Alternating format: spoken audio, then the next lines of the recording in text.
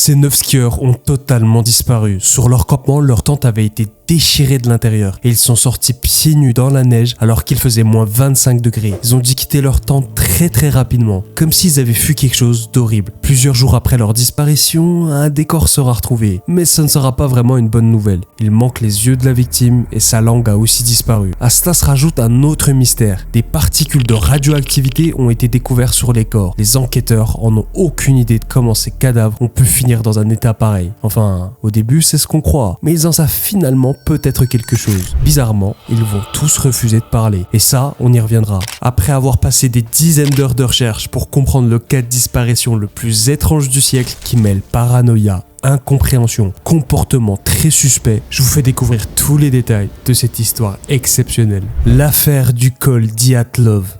Janvier 1959, le groupe de 9 étudiants et un prof de sport ont un objectif, grimper le mont Otorten. C'est une région très glaciale et une expédition classée comme de catégorie 3. C'est donc la plus difficile, car dans cette période de l'année, la température en moyenne est entre moins 25 et moins 30 degrés. Mais normalement, aucun problème pour nos 9 aventuriers. Ils sont tous expérimentés dans les très longues expéditions de ski et c'est loin d'être leur première fois. 3 d'entre eux ont des appareils photo. Les images que je vous montre sont des vraies et vont réellement aider les enquêteurs. Alors c'est parti le 27 janvier. Sauf pour Louri, un des membres du groupe qui a mal aux articulations et qui décide d'abandonner.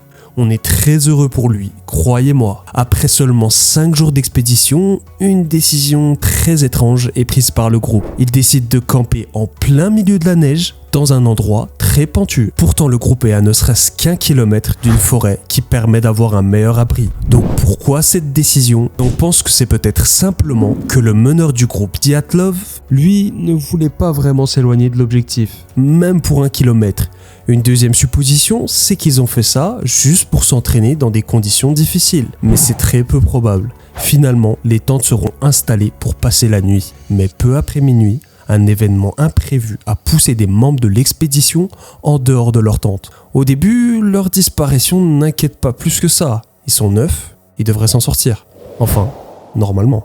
Après leur dernier campement, on n'entendra plus parler du groupe pendant 18 jours, jusqu'à ce que la famille des 9 aventuriers sont terrifiés de n'avoir aucune nouvelle. Ils exigent qu'une équipe de secours s'organise. Alors des étudiants et des professeurs vont se rassembler et chercher sur d'énormes distances. Les recherches deviennent très compliquées et traînent un peu. Il fait moins 25 et c'est très difficile de chercher dans le froid pendant plusieurs heures. Parfois, il n'y a même pas de visibilité, avec des dizaines de kilomètres carrés à vérifier. Heureusement, l'événement commence à prendre beaucoup d'ampleur. Elle prendra le nom de l'affaire Dyatlov, le nom du meneur de groupe. L'armée et la police vont bizarrement rejoindre bien plus tard l'équipe d'étudiants pour les recherches. Des avions, des hélicoptères sont désormais en place, tous les moyens enfin utilisés. 6 jours se déroulent et absolument rien, pas un indice, jusqu'à ce qu'une équipe d'étudiants tombe enfin sur leur dernier campement. La tente retrouvée est dans un état pitoyable, déchiré de l'intérieur. Les chaussures, tout leur matériel sont encore dans le camp, mais ils ont trouvé des traces de pas. Les enquêteurs vont donc décider de suivre ces indices précieux dans la neige. 1,5 km plus loin, ils arrivent dans un bois, vers un énorme arbre. L'équipe découvre enfin les 2 premiers corps en sous-vêtements dans la neige. Un feu de camp a été établi pas loin des corps et on retrouve des traces sur l'arbre. Peut-être qu'ils ont essayé de grimper sur l'arbre pour des raisons inconnues. Ils ont sûrement dû tenter de fuir quelque chose en escaladant. Les 2 corps étaient dirigés vers leur campement du début. Ils ont dû essayer de rejoindre le groupe et dans les jours qui suivent la découverte, 3 autres corps sont retrouvés dans le même état que les premiers cadavres. Mais ça n'apporte toujours pas de réponse à cette affaire. Les enquêteurs vont continuer de chercher autour des cadavres, toujours aucun indice dans les environs. Il n'y a rien. Les 4 autres cadavres ne sont pas retrouvés. Évidemment, 2 mois plus tard, les recherches vont ralentir. Mais enfin, quelque chose. Sous 4 mètres de neige, ils sont finalement découverts.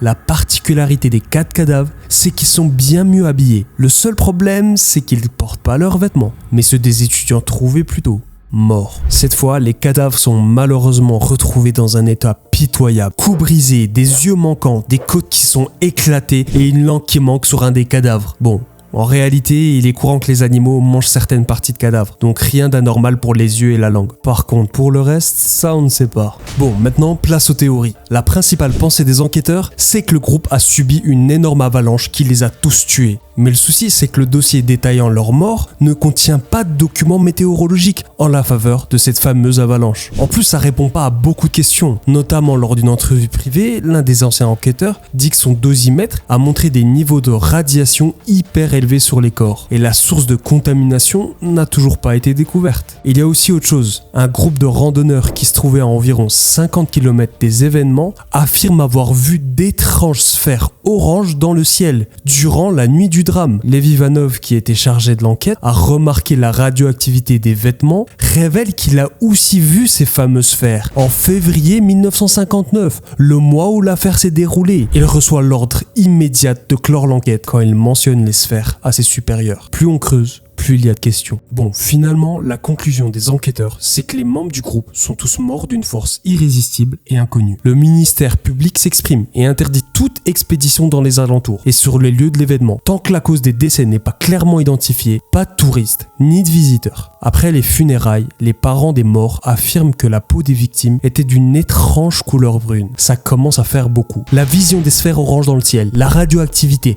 le refus des autorités de partager leurs résultats, la couleur extrêmement bronzée des corps nous mène à penser que le groupe se serait retrouvé accidentellement dans une zone de test militaire. Mais cette théorie n'explique pas tout, surtout la nature de toutes les blessures des étudiants. D'ailleurs, pour expliquer la radioactivité, il aurait fallu des traces d'explosion qui nous montreraient un essai nucléaire, mais il n'y en a pas. La dernière folle théorie, d'après certains, c'est que Zolotaryov, le prof de sport du groupe, est responsable. En soi, son corps n'est pas vraiment dans un état où on pouvait l'identifier. Certains pensent qu'il est responsable du massacre, qu'il aurait simulé sa mort et fui avec une nouvelle identité. Ce qui est bizarre, c'est qu'avant le départ du convoi, il aurait affirmé à ses compagnons de voyage que le monde entier parlerait de la randonnée. Et il avait raison, mais il n'a pas voulu expliquer pourquoi.